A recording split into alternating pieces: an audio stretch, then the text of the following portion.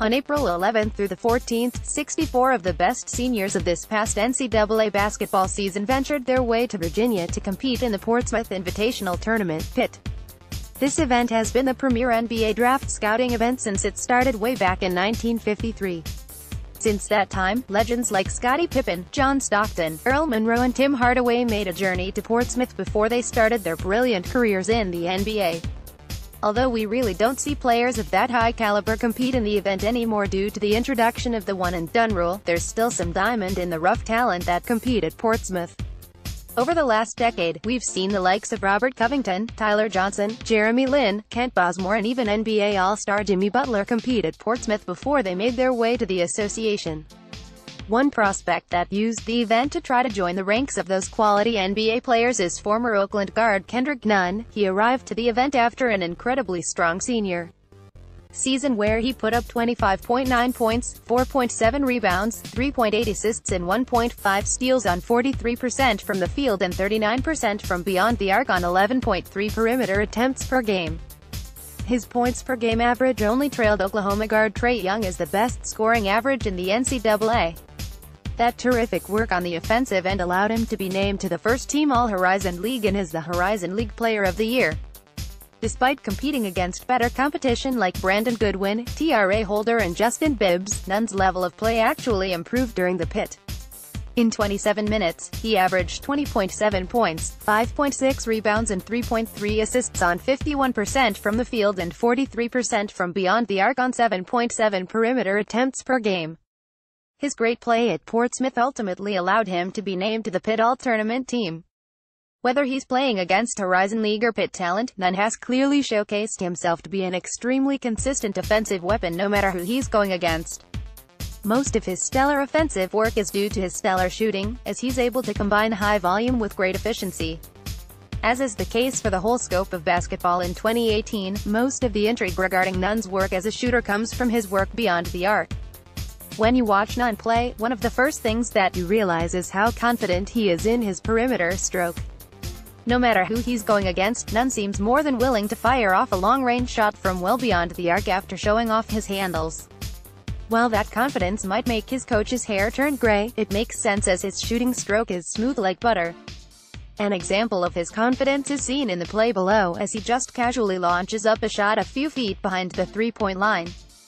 Alongside his great work as an off-the-dribble shooter, Nunn also shines in catch-and-shoot situations. Through these methods is where you really see how quick his jumper actually is, as he's able to go from catching the rock to releasing it in a blink of an eye. That quick release is largely due to how he seems to be on his tiptoes before he retrieves the ball. That small preparation allows him to quickly utilize the power in his legs when he releases the rock. His work as an off-the-dribble shooter is also evident from inside the perimeter line, as Nunn displayed himself to be a solid mid-range shooter. Although the range is different, his technique and just flat-out confidence doesn't change, which allows him to shoot a solid 41% from shots inside the perimeter, according to Hoop Math. Alongside his fantastic work as a shooter, Nunn also shines as an on-ball driver. Although he won't wow you with Kyrie Irving-like handles, a kick-first step and just sheer persistence allowed him to get past most perimeter defenders. After he explodes past that initial defender is where Nunn really shines. Through a mix of athleticism and a solid 193-pound frame, he's able to be an efficient scorer from around the rim, as he shot 61% from around the rim, according to Hoop Math.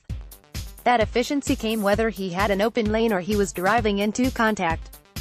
An example of him driving into contact is evident in the play below, as he finishes with an impressive up-and-under move.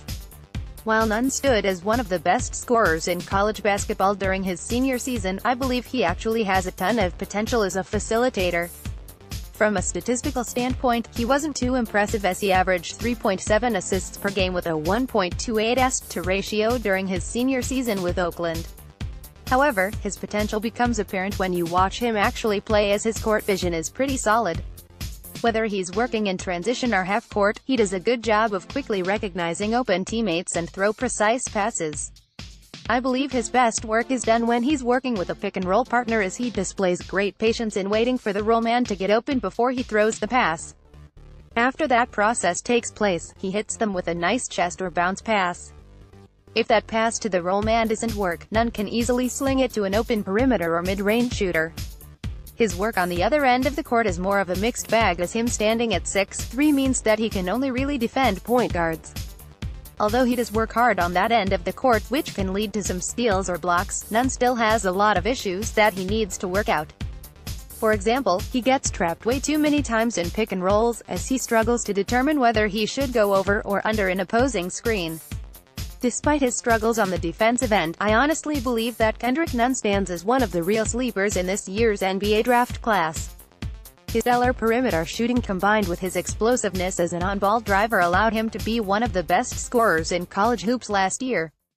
That combined with his underrated work as a facilitator makes me imagine that he'll definitely get some significant looks from NBA teams. Whether that comes from a team taking a flyer on him with a late second-round pick, two-way contract, or just a standard summer league invite, he's someone that's must-watch whenever he steps on the court.